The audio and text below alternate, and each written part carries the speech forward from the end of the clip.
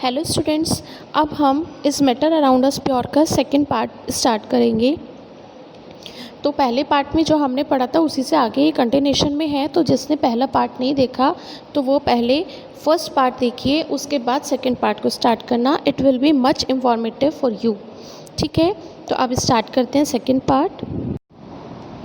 अब आते हैं alloys. Alloys are mixtures of two or more metals or a metal and a non metal. मतलब alloy क्या होता है? दो मेटल का मिक्सचर या फिर एक मेटल और एक नॉन मेटल का mixture, and can not be separated into their components. और जब ये मिक्स हो जाते हैं फिर हम इसके कंपोनेंट्स में सेपरेट नहीं कर सकते फिजिकल मेथड से। मतलब हमने सपोज कॉपर और जिंक को मेल्ट कर लिया और उसके बाद इन दोनों को मिक्स कर दिया। अब मेल्ट करके मिक्स करने के बाद ये एक जब ठंडा कर देंगे तो एक सॉलिड मेटल वैसे ही बन गया। अब हम इसको वापस से गर्म करके अलग अलग नहीं कर सकते। जब जैसे ही हम गर्म करेंगे हमें लिक्विड मिलेगा जो कि इन दोनों का मिक्सचर होगा। अब अगर हमें इसे अलग करना है तो हमें कोई केमिकल मेथड यूज़ करना पड़ेगा। ठीक है, but still an alloy is considered as a mixture because it shows the properties of its constituent and can have variable composition. For example brass is a mixture. जो brass होता है वो zinc और copper, उसमें 30% zinc होता है और 70% copper होता है। उसके बाद a solution has a solvent and A solute. अब बात करते हैं सॉल्यूशन की। तो सॉल्यूशन में सॉल्वेंट होता है और सॉल्यूट होता है। सॉल्वेंट क्या होता है? जिसका अमाउंट ज़्यादा होता है, that is called solute. The component of the solution that dissolve the other component in it, usually the component present in larger amount is called the solvent. जो ज़्यादा अमाउंट में होता है हम उसको सॉल्वेंट कहते हैं। The component of the solution that is dissolve in the solvent. अब the component of the solution that is dissolved in the solvent is called solute। तो जिसको हम सॉल्वेंट में डिज़ोल्व करते हैं वो कहलाता है सॉल्यूट। जैसे एग्जांपल के लिए हमने शुगर ले लिया और शुगर को हमने वाटर में मिक्स करा। अब क्वांटिटी किसकी ज़्यादा होती है? डेफिनेटली वाटर की क्वांटिटी ज़्यादा होती है। तो वाटर इज़ अ सॉल्वेंट और शुगर इज़ अ सॉल्यूट। जो अब इसी तरह से ऐसे सोचो, जैसे मैंने एक कप रूह अफ़ज़ा में एक गिलास पानी में एक ढक्कन रूह अफ़ज़ा डाल दिया, तो ये क्या, इसमें सॉल्यूट क्या हो गया? रूह अफ़ज़ा, और सॉल्वेंट हो गया वाटर। अब नेक्स्ट है एग्जांपल्स। जैसे a solution of sugar in water, इसका तो एग्जांपल मैंने बता दिया। दूसरा है आयोडीन। आयोडीन के क्रिस्टल्स हैं, हमने उसको अल्कोहल में डाल दिया तो ये बन जाता है टिंक्चर ऑफ आयोडीन, या आयोडीन टिंक्चर भी बोलते हैं, या टिंक्चर ऑफ आयोडीन। ठीक है, तो इसमें सॉल्वेंट क्या है? अल्कोहल, और सॉल्यूट है आयोडीन। ठीक, तो ये हो गया आयोडीन सॉलिड था, अल्कोहल लिक्विड था। अब नेक्स्ट है एरिएटेड ड्रिंक्स, जैसे सोडा वाटर या फिर हम लोग कोल्ड ड्रिंक कोका कोला वगैरह लेते हैं। इसमें गैस होती है जो कार्बन डाइऑक्साइड होती है, वो किस में मिक्स है? वाटर में। तो ये हो गया गैस इन वाटर। ठीक, एयर इज़ अ मिक्सचर। अब गैस इन गैस का सॉल्यूशन क्या हो गया? गैस एयर होती है और उसमें कई सारी अलग अलग गैसेस, ऑक्सीजन नाइट्रोजन मिक्स हैं, तो ये गैस इन गैस है। ठीक है, जैसे ऑक्सीजन 21% प्रेजेंट होती है, नाइट्रोजन 78% होती है। तो और जो भी सारी गैसेस है तो ये कहलाएगा सॉल्यूशन ऑफ गैस। ठीक है, सॉलिड और सॉलिड का है जो हमने एलॉय में पढ़ा था। जैसे ब्रास बना था कॉपर और जिंक के बाद। अब है प्रॉपर्टीज़ ऑफ सॉल्यूशन। सॉल्यूशन की प्रॉपर्टीज़ क्या क्या होती हैं? और solution is a homogeneous mixture. मतलब सॉल्यूशन जो होता है होमोजेनस मिक्सचर होता है। जब आप रूह अफ़ज़ा को वाटर में मिक्स कर देते हो उसके बाद आप अलग अलग नहीं कर सकते ना इजीली का मुश्किल होता है। हम ये नहीं कह सकते कि पानी के गिलास में हमने 1 चम्मच रूह अफ़ज़ा डाला और उसको अच्छे से मिक्स कर दिया, फिर हम कहते देखो यहाँ पर रूह अफ़ज़ा ज़्यादा है, यहाँ पर कम। वो तो पूरा प्रॉपर्ली मिक्स हो गया, इसलिए ये कहलाएगा होमोजेनस मिक्सचर। और हेट्रोजेनस मिक्सचर क्या होता है? जब हमने 1 गिलास वाटर में 1 चम्मच सॉइल डाल दी, अब ये क्या थोड़ी देर बाद देखेंगे तो सॉइल नीचे सेटल डाउन हो जाएगी, तो ये कहलाएगा हेट्रोजेनस मिक्सचर। अब जो सॉल्यूशन के पार्टिकल्स का जो साइज़ होता है वो 1 नैनोमीटर होता है। नैनो का मतलब 10⁹ metre. so they can be seen by naked eyes because of very small particle size they do not scatter a beam of light. अब इनका पार्टिकल साइज बहुत छोटा होता है इसलिए ये लाइट को स्कैटर नहीं करते. So the path of light is not visible in A solution, इसलिए लाइट सॉल्यूशन में नहीं दिखती है. The solute particles can not be separated from the mixture by the process of filtration. Filtration क्या होता है, हमने इसको फिल्टर कर देना. जब सॉल्यूशन, अगर हमने रूह अफ़ज़ा की बात कर रहे हैं जब हम स्टार्टिंग से, तो इसी का एग्जांपल लेते हैं. रूह अफ़ज़ा को पानी में मिक्स करके अगर मैं उस रूह अफ़ज़ा के पानी को छान दूँ तो क्या रूह अफ़ज़ा अलग हो जाएगा? नहीं होगा. तो ये होमोजेनस मिक्सचर का एग्जाम्पल है. अब आते हैं कंसनट्रेशन ऑफ सॉल्यूशन. कंसंट्रेशन का मतलब है कि उसमें सॉल्यूट की क्वांटिटी कितनी है और सॉल्वेंट की क्वांटिटी कितनी है. इसका एग्जांपल कैसे समझेंगे? अगर हमने रूह अफ़ज़ा, एक गिलास पानी में मैंने 1 चम्मच रूह अफ़ज़ा डाला तो ये हो गया रूह अफ़ज़ा का सॉल्यूशन. और 1 गिलास पानी में मैंने 4 चम्मच रूह अफ़ज़ा डाल दिया, तो अब कौन सा वाला सॉल्यूशन कंसनट्रेटेड होगा? जिसमें 4 चम्मच होंगी, है ना. तो अब या ऐसे ले लो या फिर एक देख लो, रूह अफ़ज़ा का जो बॉटल आती है उसमें क्या रहता है? रूह अफ़ज़ा ही है, तो वो कंसनट्रेटेड है. जब हमने उसमें से 1 चम्मच निकाल के वाटर में मिक्स कर लिया तो ये कैसा बन गया? डाइल्यूट बन गया. तो कंसनट्रेटेड और डाइल्यूट 2 तरह के सॉल्यूशंस होते हैं. कंसनट्रेटेड सॉल्यूशंस में सॉल्यूट का अमाउंट ज़्यादा होता है और डाइल्यूट सॉल्यूशंस में सॉल्वेंट का अमाउंट ज़्यादा होता है. Take approximately 50 ml of water of activity है ये, ईच इन 2 सेपरेट बीकर्स. हमने 2 अलग अलग बीकर ले लिए जिसमें 50 ml दोनों में पानी डाल दिया. Add salt in beaker and sugar और बेरियम क्लोराइड. तो हमने सॉल्ट डाल लिया एक बीकर में और add salt in 1 beaker and sugar, दूसरे में हमने शुगर डाल लिया इन द सेकेंड बीकर और उनको मिक्स करा. When no more solute can be dissolve, heat the content. अब ये आ गया जिसे कहते हैं सैचुरेटेड और अनसैचुरेटेड. अब हमने क्या करा, हमने एक बीकर लिया, ठीक है. इस एक्टिविटी को देखो, चलो. When no more solution can be dissolve, heat the content. अब हम उसमें डालते जा रहे हैं, लगातार डालते जा रहे हैं और क्या हुआ, अब एक पॉइंट ऐसा आएगा जबकि उसमें शुगर मिक्स होनी बंद हो जाएगी, तो ये कहलाएगा सैचुरेटेड. अब जैसे हमने इसको टेम्परेचर बढ़ाया, टेम्परेचर कैसे बढ़ाएंगे? हीट देकर. जैसे हमने हीट दी वो फिर से उसमें डिज़ोल्व होना शुरू हो गया. Start adding the solute again in this amount of salt and sugar और barium chloride that can be dissolve in water at a given temperature the same. नहीं, देखो at any particular temperature a solution that has dissolved as much solute as it is capable of dissolving is said to be saturated solution. Saturated को अब इसे general language में समझो. मैंने क्या करा, आधा गिलास पानी लिया, उसमें 2 चम्मच चीनी डाली, डिज़ोल्व हो गई. फिर मैंने उसमें 2 चम्मच चीनी डाली, थोड़ा टाइम से डिज़ोल्व हुई. फिर उसी में मैंने 2 चम्मच चीनी और डाल दी तो वो और ज़्यादा और देर से डिज़ोल्व हुई. और फिर जब मैंने लास्ट में चौथी बार 2 चम्मच चीनी डाली तो अब डिज़ोल्व ही नहीं हुई, क्योंकि मैंने आधा गिलास पानी लिया था और वो डिज़ोल्व करे जा रही हूँ, अब वो डिज़ोल्व होनी बंद हो गई. तो अब ये कहलाएगा सैचुरेटेड सॉल्यूशन. अब मैंने क्या करा, थोड़ा सा इसको गर्म कर दिया, उस गिलास, आधा गिलास पानी को. अब क्या हुआ, वो चीनी सारी डिज़ोल्व हो गई. तो जब एक पॉइंट ऐसा आया जबकि हमने हीट नहीं दिया था, उससे पहले ही वो उसमें शुगर डिज़ोल्व होनी बंद हो गई थी, तो ये कहलाएगा सैचुरेटेड सॉल्यूशन. और फिर जब तक उसमें लगातार हम डिज़ोल्व करते जा रहे हैं तब वो कहलाएगा अनसैचुरेटेड. जबकि उसमें डिज़ोल्व होने की कैपेसिटी है सॉल्यूट के, तो वो कहलाएगा अनसैचुरेटेड सॉल्यूशन. अब if the amount of solute contained in a solution is less than the saturation level, it is called unsaturation. मतलब कि जब हम और उसमें शुगर डाल सकते हैं, मतलब जब हमने 2 चम्मच चीनी डाली थी तब वो कैसा था, अनसैचुरेटेड था. फिर उसमें हमने 2 चम्मच चीनी डाली थी तब भी अनसैचुरेटेड था, और 2 चम्मच डाली थी क्योंकि वो चीनी डिज़ोल्व होती जा रही थी तब भी वो अनसैचुरेटेड था. और लास्ट में जब चीनी डिज़ोल्व होनी बंद हो गई तो वो कहलाएगा saturated solution. We can infer from the above activity that different substances in a given solvent have different solubility. तो अलग अलग सब्सटेंस की solubilities भी अलग अलग होती हैं, अगर सबका टेम्परेचर सेम होगा तब. आगे, the concentration of a solution is the amount of solute present in a given amount of solution. मतलब कंसनट्रेशन क्या है, कितना सॉल्यूट उस सॉल्यूशन में मिक्स हो रहा है.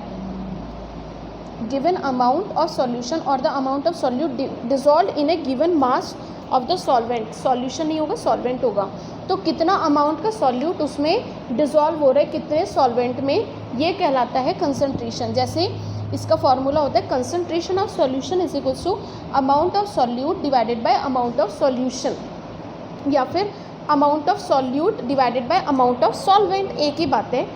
ठीक है, आगे चलते हैं। There are various ways of expressing the concentration of a solution but here we will learn only the two methods. बहुत सारे तरीके हैं लेकिन हम सिर्फ अभी हम 9th के लेवल में उसी के अकॉर्डिंग बात करेंगे। तो मास बाय मास, तो मास बाय मास में क्या होगा, हम सॉल्यूट का भी जो मास लेंगे वो ग्राम में लेंगे, सॉल्वेंट को भी ग्राम में लेंगे, तो ये हो गया मास बाय मास। तो mass of solute into mass of solution into 100। अब अगर mass of volume percent of a solution, तो सॉल्यूट तो हम मास में लेंगे, मतलब सॉल्यूट तो हम ग्राम में लेंगे, और वाटर या जैसे सपोज इसका एग्जांपल है हमने चीनी के लिए शुगर और वाटर का लिया, तो चीनी या शुगर तो हम ले रहे हैं ग्राम में और वाटर लेंगे हम ml में, मिलीलीटर में या लीटर में, तो ये हो गया मास बाय वॉल्यूम। और अगर हम शुगर भी ग्राम में ले रहे हैं, वाटर भी 100 ग्राम ले रहे हैं, तो ये हो गया मास बाय वॉल्यूम। ठीक है, अब है example, a solution contains 40 gram of common salt in 320 gram of water. Calculate the concentration in terms of the mass by mass percentage of the solution. तो एक सॉल्यूशन है जिसमें 40 ग्राम कॉमन सॉल्ट है जिसको हमने 320 ग्राम वाटर में करा है, तो मास बाय मास है, तो सॉल्यूट अपॉन सॉल्वेंट होता है तो 40 अपॉन 320, लेकिन हमने टोटल सॉल्यूशन कितना हो गया 320 प्लस 40 360, तो 40 अपॉन 360 इंटू 100, तो परसेंट निकालते हैं तो 100 से मल्टीप्लाई करते हैं, तो इसका आ गया 11.1 ग्राम। अब आता है सस्पेंशन। सस्पेंशन क्या होता है, what is a suspension? Non homogeneous system like those obtained by group C in activity 2.2 in which solids are dispersed in liquid. हमने क्या करा था, सस्पेंशन के लिए हमने चॉक पाउडर को या व्हीट फ्लोर को डिज़ोल्व किया था वाटर में, तो वो क्या बन गया था, suspension. A suspension is a heterogeneous mixture in which the solute particles do not dissolve but remain suspended through out the bulk of the medium. तो अगर मैं चॉक पाउडर को उसमें मिक्स कर लेती हूँ तो सस्पेंशन बन जाता है। Particles of a suspension are visible to the naked eyes. कैसे देख सकते हो, आपके घर में अगर कोई बच्चा हो या आपके घर में कोई दवाई आई हो शीशी, तो उसमें देखो कि पार्टिकल्स वाइट वाइट ये छोटे छोटे पार्टिकल्स उसमें डिज़ोल्व रहते हैं, और ज़्यादातर दवाई की शीशियों पर लिखा हुआ होता है शेक वेल बिफोर यूज़। इसका मतलब है कि उसमें जो सस्पेंशन है अगर वो नीचे बैठ गया तो उसको आप शेक कर लो, उससे वो वापस से पूरी मेडिकामेंट या पूरी जो दवाई है वो शुगर के सॉल्यूशन में मिक्स हो जाएगी, तब आप उसको पियो। अब है properties of suspension. Suspension is a heterogeneous mixture, मतलब सस्पेंशन हेट्रोजिनस है क्योंकि इसमें सॉल्यूट के पार्टिकल्स हमें सॉल्वेंट में आराम से मिक्स होते हुए दिख रहे हैं, इसलिए इट इज़ अ सस्पेंशन और it is called a heterogeneous mixture. The particles of suspension can be seen by the naked eyes. तो मैंने अभी आपको बताया ये कि अगर आप कोई दवाई की शीशी देखते हो तो उसमें आपको सस्पेंशन आराम से दिख जाएगा। जो बच्चों की दवाइयाँ आती हैं ज़्यादातर वो सस्पेंशन ही होते हैं। The particles of a suspension scatter a beam of light passing through it. Suspension के पार्टिकल्स लाइट को पास कर देते हैं क्योंकि इनका साइज़ बड़ा होता है, तो आराम से लाइट इनके बीच में से पास हो जाती है। The solute particles settle down. जब सस्पेंशन को हम थोड़े दिन के लिए, थोड़ी देर के लिए ऐसे ही रख देते हैं तो उसमें जो सॉलिड पार्टिकल्स हैं वो नीचे सेटल हो जाते हैं, और फिर जब भी हमें उसको पीना होता है, यही मैंने आपको पहले बताया था कि उसमें लिखा होता है शेक वेल बिफोर यूज़, तो उसको शेक करते हैं तो वो सारी मेडिकामेंट उसमें मिक्स हो जाती है, तो इसको कहते हैं सस्पेंशन का ब्रेक होना। सस्पेंशन ब्रेक हो गया मतलब वो नीचे सेटल हो गया, जब हम उसको शेक करते हैं तो वो वापस से अपने पुरानी फॉर्म में आ जाता है। नेक्स्ट है the solute particles settle down when a suspension is left undisturb. तो जब भी हम इसको ऐसे ही छोड़ देंगे तो इसके पार्टिकल्स नीचे सेटल डाउन हो जाएंगे। When the particles settle down the suspension break and it does not scatter light any more, और तब ये ब्रेक हो जाएगा और ये लाइट को पास नहीं करेगा। फिर से जब हम इसको शेक करेंगे तो ये वापस से लाइट को पास कर सकता है। अब बात करते हैं कोलॉइडल सॉल्यूशन की। तो हमने जो पहले एक्टिविटी देखी थी उसमें एक था कि हमने एक में कॉपर सल्फेट मिलाया, एक में चॉक पाउडर मिलाया और तीसरे में इंक या फिर मिल्क मिलाया। अब ये उसकी बात करते हैं। The mixture obtain bye group D in activity 2.2 is called a colloid. मतलब हम इंक के पार्टिकल्स को अगर उसमें डाल देते हैं, इंक एक ड्रॉप इंक को मैं एक गिलास पानी में डाल दूं या फिर एक चम्मच मिल्क को मैं एक गिलास पानी में डाल दूं तो उसका कलर थोड़ा सा चेंज हो जाएगा, तो वो कहलाता है कोलॉइडल। कलर क्या चेंज होता है, उसमें जो मिल्क के पार्टिकल्स हैं वो उसमें पूरे में डिस्ट्रीब्यूट हो जाते हैं, या इंक के जो पार्टिकल्स हैं वो उसमें पूरी तरह से डिस्ट्रीब्यूट हो गए। The particles of a colloid are uniformly spread through a solution. Uniformly spread हो गए due to the relatively smaller size of particles. लेकिन कोलॉइडल में सॉल्यूट का पार्टिकल बहुत छोटा होता है। सस्पेंशन में तो मिक्स हो गए, बहुत ही छोटा होता है, 10⁻⁹ नैनोमीटर होता है। सस्पेंशन में बड़ा होता है और कोलॉइडल में छोटा होता है। मतलब कि कोलॉइडल के जो पार्टिकल्स का साइज़ होता है वो सॉल्यूशन और सस्पेंशन के बीच का होता है।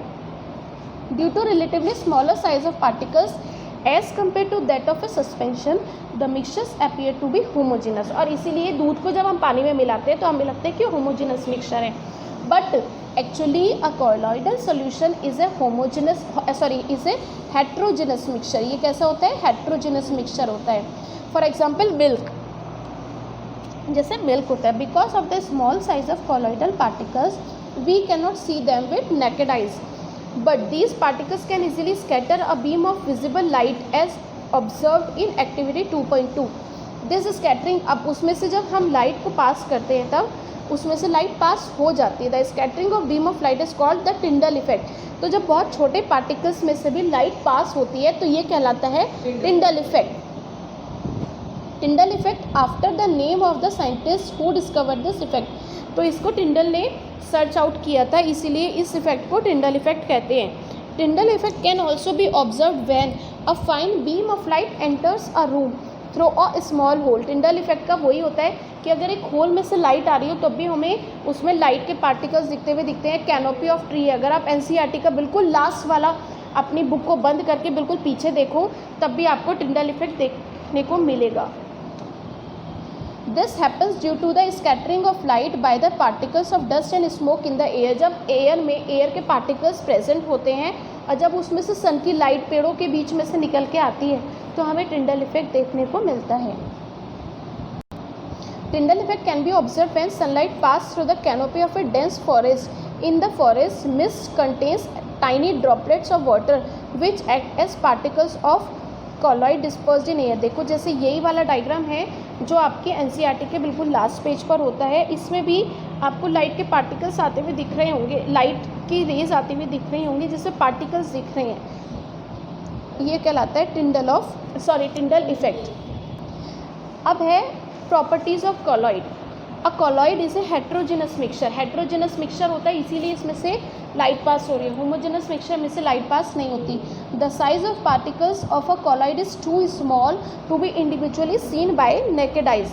तो हम इसके पार्टिकल्स को नेकेड आइज से देख सकते हैं। Colloids are big enough to scatter a beam of light, और इतने बड़े होते हैं कि इनमें से बीम ऑफ लाइट पास हो जाए। They do not settle down when left undisturbed. ये जैसे हमने सस्पेंशन में पढ़ा था कि सस्पेंशन को छोड़ दो तो उसके पार्टिकल सेटल डाउन हो जाते हैं, लेकिन कोलॉइड्स में ऐसा नहीं होता। अब ये कुछ एग्जाम्पल्स हैं, इनको पढ़ते हैं। चलो, लिक्विड, अच्छा एक आगे ये भी है, they can not be separated from the mixture by the process. अब कोलॉइडल सॉल्यूशंस को हम फिल्टर करके भी सेपरेट आउट नहीं कर सकते, लेकिन इसके लिए सेंट्रीफ्यूगेशन होता है। जैसे मिल्क है, मिल्क में बहुत सारी चीज़ें होती हैं, जैसे क्रीम होती है, फैट होता है। अब क्या होता है, हम मिल्क में को देखने में तो हमें एक सा लगता है, लेकिन इसमें कितनी सारी चीज़ें मिली हुई होती हैं। मिल्क से अगर हमें बटर अलग करना है तो क्या करते हैं, हम उसको चर्न करते हैं, ठीक है, सेंट्रीफ्यूज करते हैं, जिससे कि मिल्क से बटर अलग हो जाता है। ये प्रोसेस कहलाता है सेंट्रीफ्यूगेशन। इसके बारे में हम आगे पढ़ेंगे। But a special technique of separation known as centrifugation can be used to separate the colloidal particles. However, the components of a colloidal solutions are the dispersed phase and the dispersal medium. अब colloidal solutions में दो तरह के होते हैं, एक dispersed phase होती है एक डिस्पर्स मीडियम होता है। द सॉल्यूट लाइक कंपोनेंट्स और the disperse particles in A colloid form the disperse phase. तो जो सॉल्यूट लाइक कंपोनेंट्स होते हैं, जो सॉल्यूट होते हैं उन्हें और the disperse particle in A colloidal form the disperse phase and the component in which the disperse phase is suspended. तो डिस्पर्स फेज जिसमें कि कोई भी चीज़ मिक्स है, जैसे डिस्पर्स मीडियम हो गया मिल्क और डिस्पर्स फेज हो गई इसमें एक तरह से बटर, ठीक है। The dispersing medium colloids are classified according to the state, solid, liquid और गैस, 3 अलग अलग तरह के जिस कॉलॉइड्स होते हैं, किसके अकॉर्डिंग कहते हैं इनको, इनकी फेज डिस्पर्सिंग मीडियम और डिस्पर्स फेज के अकॉर्डिंग हम इनको बनाते हैं। अब कॉमन एग्जांपल्स कौन कौन से हैं देखते हैं। सबसे पहला है लिक्विड जिसके डिस्पर्स फेज है और डिस्पर्सिंग मीडियम गैस है, तो एरोसॉल होता है, या फिर जो शेविंग फोम होते हैं ये होते हैं फॉग या क्लाउड्स, नहीं शेविंग क्रीम अलग हो गया। लिक्विड में जब गैस मिक्स होती है उन्हें एरोसोल बोलते हैं, फॉग हो गया, क्लाउड्स हो गया, ठीक है। क्लाउड्स के होते हैं वाटर के ड्रॉपलेट्स जब गैस में मिक्स हो गए, डिस्पर्सिंग मीडियम। दूसरा है सॉलिड, डिस्पर्स फेज है और डिस्पर्सिंग मीडियम क्या है, गैस है। तो जैसे स्मोक है, स्मोक, ठीक है। जैसे डस्ट पार्टिकल्स हैं वो एयर में मिक्स हो गए तो वो क्या हो गया, सॉलिड पार्टिकल्स थे डस्ट के जो गैस में मिक्स हो गए तो वो स्मोक बन गया। नेक्स्ट है गैस को जब हम लिक्विड में मिक्स करते हैं तो ये बन जाता है फोम, जिसे हम कहते हैं शेविंग क्रीम। उसके बाद है लिक्विड को जब हम लिक्विड में कर रहे हैं, इमल्शन कहते हैं, फेस क्रीम होती है। लिक्विड को लिक्विड में करेंगे, देखो कभी कभी अगर आपने देखा हो तो क्रीम ख़राब भी हो जाती है ना, तो यही होता है। उसके बाद सॉलिड को जब हम लिक्विड में करते हैं तो सोल बनता है, जैसे milk of magnesia. Milk of magnesia है डाइजीन का, जो एक डाइजीन की बॉटल आती है उसको कहते हैं मिल्क ऑफ मैग्नीशिया। गैस को जब हम सॉलिड में करते हैं तो गैस क्या है, डिस्पर्स फेज है, और सॉलिड क्या है, डिस्पर्सिंग मीडियम। फोम है, foam, rubber, sponge, pumice stone. उसके बाद है लिक्विड है डिस्पर्सिंग फेज और सॉलिड है मीडियम, जो बनता है जेल, तो जेली, चीज़, बटर, ठीक है। उसके बाद है सॉलिड को जब हम सॉलिड में करते हैं तो कलर्ड जेमस्टोन। ये आपको लर्न करना पड़ेगा, समझा मैंने दिया, लेकिन इसको लर्न करना पड़ेगा, ये बहुत बार एग्जाम्स में पूछा जाता है।